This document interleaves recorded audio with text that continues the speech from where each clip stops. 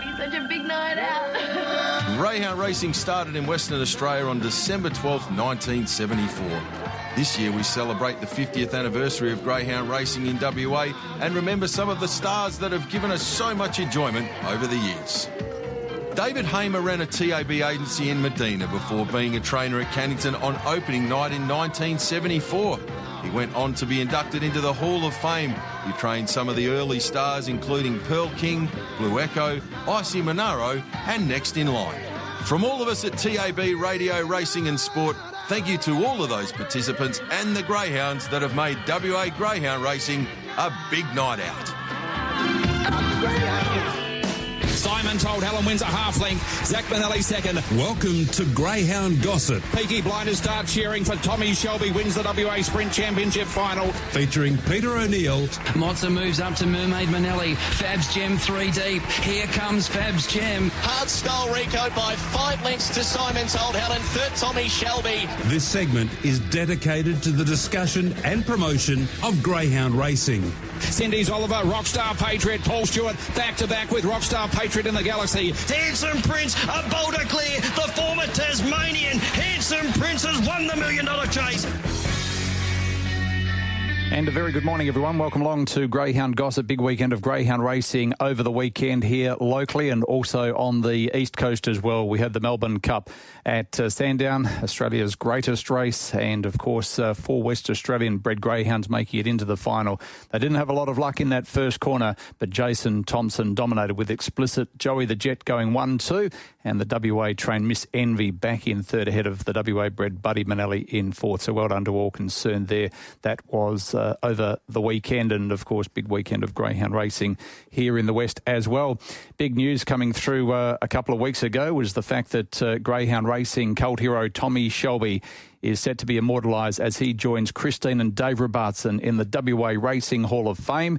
And we're about to be joined by Dave Robartson this morning. He's been good enough to give of his time. He's been involved in the industry for a long period of time. Hopefully he'll be with us this Sunday as we celebrate 50 years of WA greyhound racing. Dave, good morning. Morning, Pete. How are you? Yeah, good. How are you? I believe you were out fishing yesterday or crabbing. Crabbing, yes. We didn't have a lot of luck. There's a bit small still, so we'll have to try again. All right, well, you've got to keep trying as you do in greyhound racing. When did you and Christine first become involved in greyhound racing? And first of all, before we get to that, congratulations to both you and Christine. It's been long overdue, the fact that the two of you will now be joining an elite list of West Australian greyhounds and trainers and participants that are now in the WA Racing Hall of Fame. Yeah, big thrill, Pete. We're really over the moon about it. It's just nice to be recognised that you've been in this industry for so long and tried to contribute the best you could. We're thoroughly over the moon. And you and Christine were first involved when Mandurah first opened because you were working at what was then Kanyana Park back in 1979. Yeah, when the track first opened, they didn't have a kiosk. So Christine and I decided to build a kiosk there, and we opened it initially and rented it back off the club and ran it for about 2 years. Did all their functions up there in the tent because we didn't have any room or anything else. But yeah, we had an early start and was there from then onwards. Did you have someone training for you then, or were you and Christine training yourselves? One night we had a few beers and Joe Panetta talked us into buying a dog. That was the end of me. And you've been hooked ever since? That's right. So, yeah, that's how it came about. Joe, we had a nice bitch called Dancing Eagle, staying bitch. Yep. Won quite a few races, but, yeah, that was the start. And it just went from there to, on and on and on. You decided at a very early stage, didn't you, to go into breeding, and I think it was with a good friend of yours back then that had a very good greyhound by the name, or that you bred, by the name of Lindale Blue, and I speak of Lindsay Archer. Tell us about your involvement with him and what made you decide with Christine to go into breeding. Probably the main reason was that we were buying some dogs from the east and we weren't having a lot of luck, we just realised that probably we're buying someone else's problems or someone else that couldn't get them going. So we decided that we'd do our own thing, and then only one person to blame if it didn't work. So, but we were quite successful. And you bought a litter of pups by Malawi's Prince, who was the boom sire of the time, out of a bitch called Playground. And from that litter, you've been able to build a line that still races at the elite level around Australia today. That's right, yeah. That was Roxy Reason was the one bitch, and Roshana Reason was the sister. Yeah, so Roxy won the Oaks, didn't she? She did here, yes. Yep. And sorry, carry on. Yeah, go on. So you had, I think, from that litter there was 4 dogs and 2 bitches, and the 2 bitches were Roxy Reason and Roshana Reason. They probably would have performed at a higher level on the track themselves, but there was a few injury concerns, and you quickly put them to stud duties. And then you and Christine moved up to Kalgoorlie. So what happened with the bitches then? We hung on to them. Lisa and Nick looked after them for us for a while, and then we sent them out. When we got over there and from there we went to Queensland. Okay. And once we went to Queensland, we brought them over with us, and that's where it started. That's where we started to breed again. And there was a very good greyhound up in Queensland at the time by the name of Sir Florian, who went to stud early after having an injury-enforced career stopped. You mated a Roxy Reason with Sir Florian from memory, and that gave you your first Group 1 winner in Miss Hot Gossip. That's right. That's right. The second was to Where's Pedro, and that litter produced another star that ended up going to Jason Thompson by the name of El Gallo, and he was an absolute freak, wasn't he? He was, yeah. He was a really good dog. So, it's like things happened over the years. You get these good dogs, and you're striving all the time then to get one better. Can you explain to us, back in the early days, I did read something one day, you mentioned the soil that you were breeding on it, and I'm talking about back in the 80s, this would have been early 90s, the soil that you had on your property, you said was too soft for breeding. Can you explain that to someone like myself who doesn't understand what pups need to run on, the ground they need to run on, and the importance for their early days?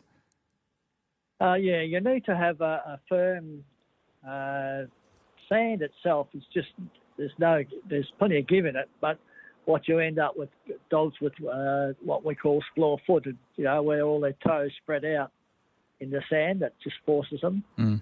So when we went to Queensland, we were able to breed them on good rich loam that wasn't totally hard, but it was harder than the normal sand would. So it enabled the feet to just stay at their normal shape, and that's where you get your speed.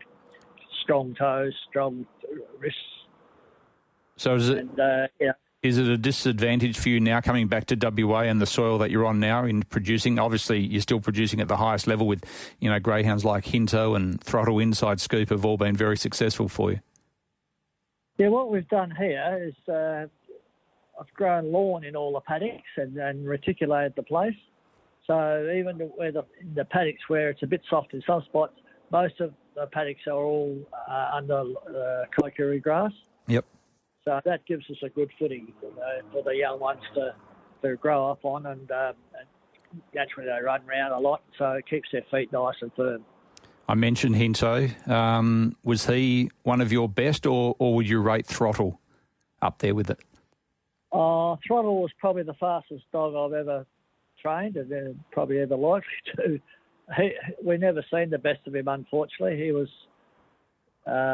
just starting to come to his peak when he broke his leg, but he was just such a natural dog. He just had everything. He wasn't over the top. He was a good doer in himself. You could walk him around and on a string, and he wouldn't be a drama. But the day that they put him in the boxes, he just turned into a pure race dog. I mentioned the breeding and Miss Hot Gossip El Gallo. There was greyhounds like Beyond the Call, New Guest and Lindale Guest, who are all group winners for you. And there was a greyhound that you bred that while you were in Queensland, you brought him across to WA.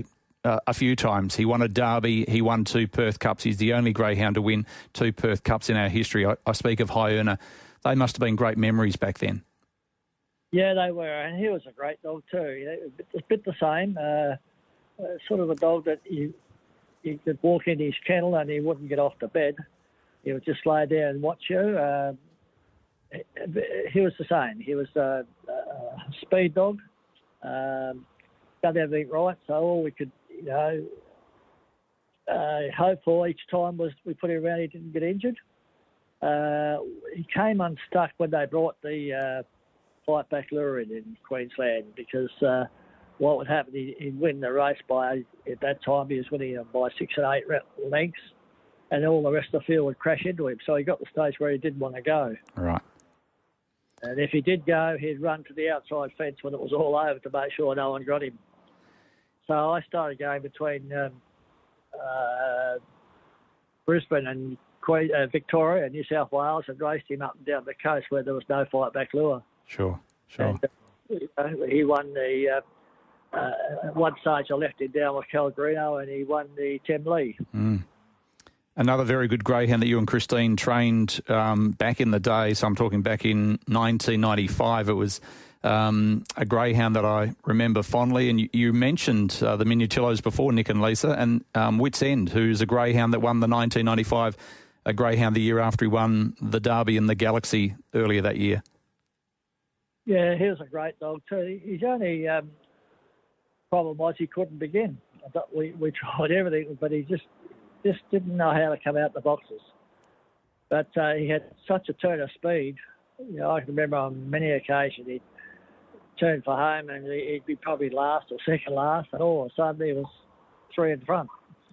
I know he's been spoken about when the panel got together in regards to the top 10 WA sprinters and stayers of all time, and that will be announced this Sunday at a gala function at the Cannington Agricultural Centre. Just on the 50 years, who would you regard, and you've seen a lot of greyhounds over the years from different eras, who would you say would be the number one in your opinion that you've seen race in Western Australia? That's a hard one. There's been a lot of great. I remember when we first started here with the greyhounds, we were taking a lot of dogs from the east, and people hadn't started to breed, and there wasn't, we were looked at as the poor people in West Australia. Yeah. But I think in the last 10 years we've started to breed from good stock, and we're getting really good dogs. Tommy Shelby comes to mind as that dog. He's just everything he's taken before him. He's just made each time he looks like, I can't win this, or he's in a bad box, and he overcome the problem and won.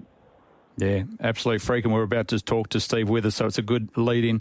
I could talk to you all day, Dave. But to you and Christine, I just wanted to get you on Greyhound Gossip and congratulate you. You've always given of your time over the many years that we've done Greyhound Gossip here in Western Australia. Congratulations to you both. We will be celebrating with you at a gala function in February at the Crown Perth. So enjoy it. Well deserved, and well done for making it into the WA Racing Hall of Fame. Thanks very much, Pete, and thanks to everybody that voted for us and put us where we are, so much appreciated. Good on you. Dave Robartson, well deserved, with him and Christine making it into the Racing Hall of Fame. Speaking of Hall of Fame, another Hall of Fame inductee will be, as I mentioned at the start of the show, the cult hero Tommy Shelby, who is going to be immortalised with the Robartsons in February at the gala function. He was an outstanding chaser who now is making his name as a stud dog as well. He won over $1 million in stakes. He won the Group 1 Australian Cup, the Golden Easter Egg, the Hobart 1000. He also won the Group 3 Perth Cup Consolation Honour preparation in a swimming pool, and the state final of the National Sprint as well.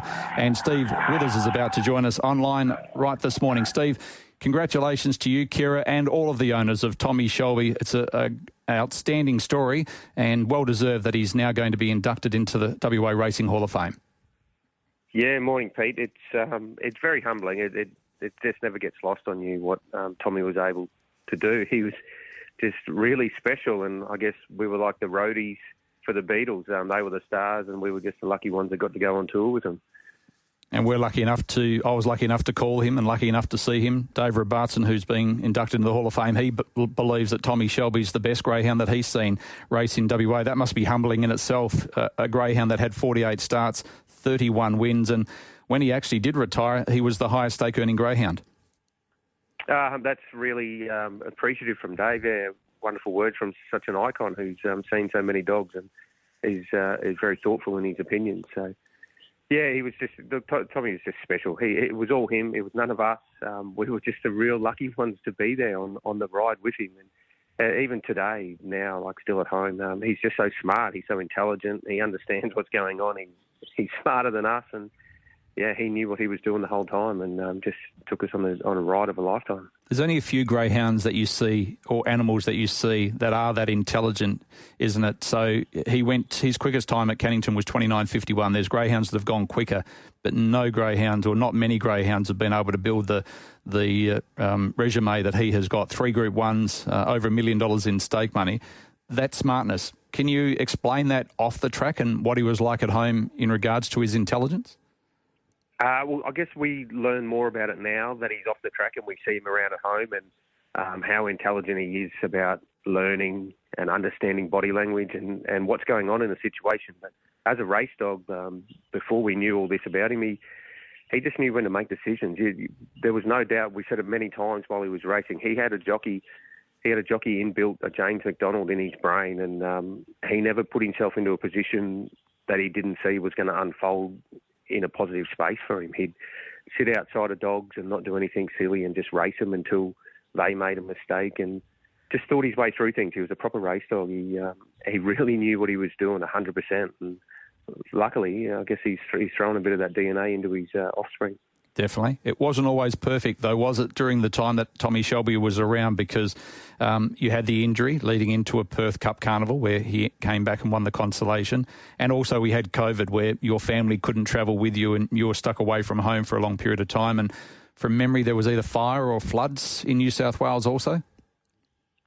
We had all sorts of things. Went away from home and there was a bushfire here at home, right close to us. Right. That Kira had to evacuate out of home one time, and sat through the first ever lockdown that we went through in Australia. We just landed in Brisbane. We'd been there for 36 hours, and the Premier announced it was a lockdown. At that stage, none of us even knew what a lockdown meant. But sitting there panicking, thinking, "What am I here for life now?" Or the Golden Easter Egg. We got flooded out. The first week of the series got flooded out, which then clashed, put the whole series back to clash with the Perth Cup that we missed out on at home, which was that was pretty traumatising for us. We really wanted to come home and be in the Perth Cup. We never thought we'd have an opportunity to race a dog in a series like that was going to be really competitive, and he missed it the year before with the injury, like you said. So, but he was a trooper about the whole thing. Tommy, he never missed a heartbeat. He was just always there and ready and happy to do anything. In Brisbane, we lived in an Airbnb, a pet-friendly Airbnb house for 6 weeks, and he slept on a double bed with me and just lived as a pet, and he was calm as until he went to the racetrack where he was his full crazy self, and back home onto the double bed, and he was a pet again. He was placed in the Group 1 Vic Peters, the Melbourne Cup, the Gold Bullion, the Golden Ticket, and also the $1 Million Chase. He also was a finalist in the Group 1 Top Gun, the Temley, and the Group 2 WA Derby. He was a dual WA Greyhound of the Year, and he's also an Australian Greyhound of the Year. Is there one race, whether he won or not, that has a special meaning for you? A fair few of those. They were all great achievements. They were all things that they were races that you never ever thought you'd ever. We put it back. We're a small kennel, and you learnt from friends here, Dean Starkey and Mark Simpson. I was just an owner with them to start out. And, you looked in awe at people that made a Perth Cup final here. So fast forward 10, 12 years, and you've got a dog heading into these races. They're things that you never ever thought you'd ever get an opportunity to be a part of, let alone this dog taking you on a ride all at once. But the really big nights, you can't go past the Golden Easter Egg. It's very different. It's special.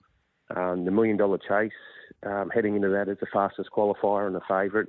I distinctly remember Kira couldn't eat for 24 hours leading into that. She was so tense. That was really weird, having to remind her to breathe the whole night. And the closer it got to the race, the stiffer and the thicker she got. And it was that was quite memorable.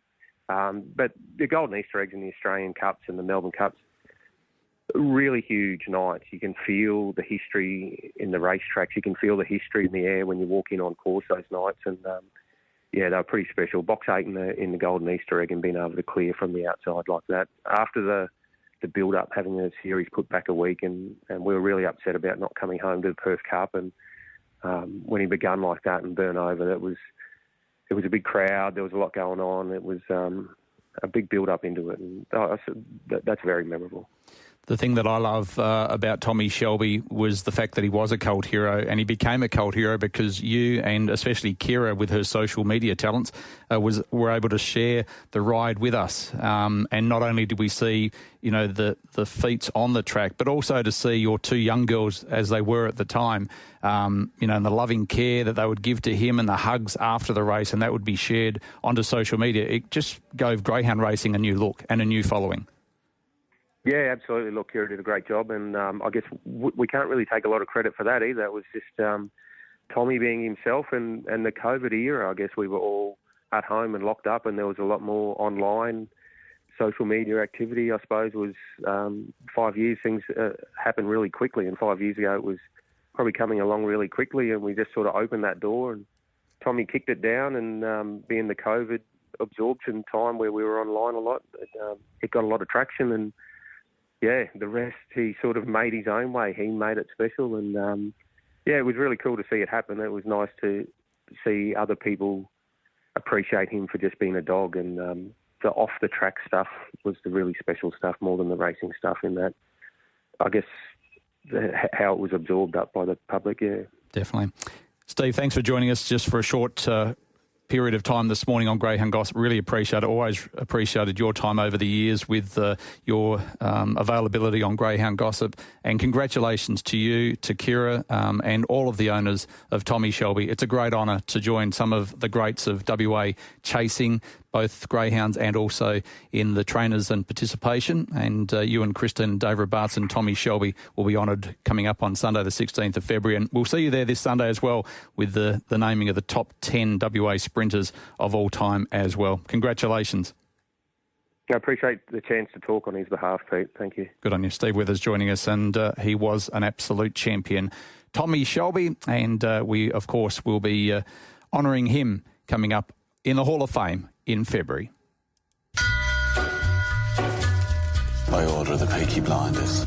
Tommy Shelby in front for Steve Withers of Kira Manelli, and Steve Manelli on the inside, and Tommy Shelby wins from Kira Manelli. Third in was Steve Manelli, and the sparks are flying. Tommy Shelby off and running out by 5 lengths. Zach Manelli runs into second, then followed by Red Cap Manelli and Pixie Manelli around the corner. It was the Manellis up against Tommy Shelby. They can't stop him though. He races away. Tommy Shelby wins by 3 lengths. Zach Manelli. It's not a good idea to look at Tommy Shelby the wrong way. Tommy Shelby, can he keep going tonight? He leads by a length and a half on Naughty Gun to the outside, Red Cap Manelli, but Tommy finds something and Tommy Shelby bounces back.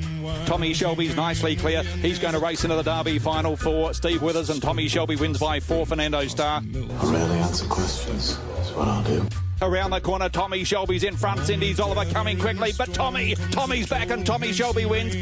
Here comes Tommy, levels up, goes past. In third place was Fernando Star, then Chevy's entry, more deductions. Start cheering now, Peaky Blinders fans. Tommy Shelby swings for home. Welcome back to WA Star. Tommy Shelby wins by 2. Another place below hell. I'll remember everything. He went bang, Tommy. He raced clear. The Peaky Blinders start cheering for Tommy Shelby wins the WA Sprint Championship final.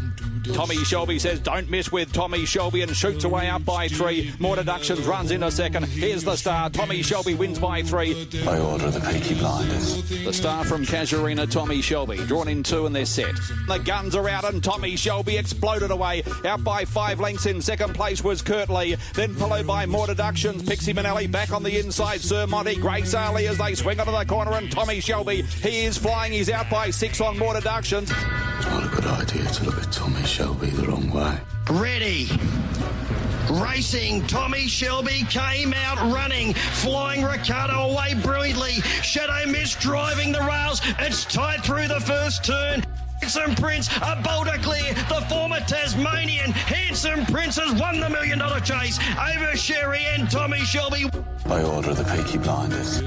Style Rico stretches them out, led it 4 lengths in the Melbourne Cup to Simon Told Helen and then Tommy Shelby, but it is all Hard Style Rico and he is going to absolutely bolt the Melbourne Cup in. Hard Style Rico by 5 lengths to Simon Told Helen, third Tommy Shelby.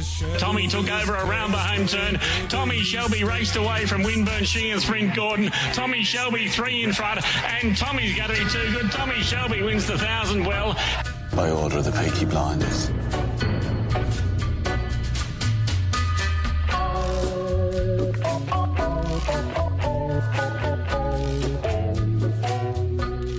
Chances are you're about to lose. For free and confidential support, visit gamblinghelpline.org.au.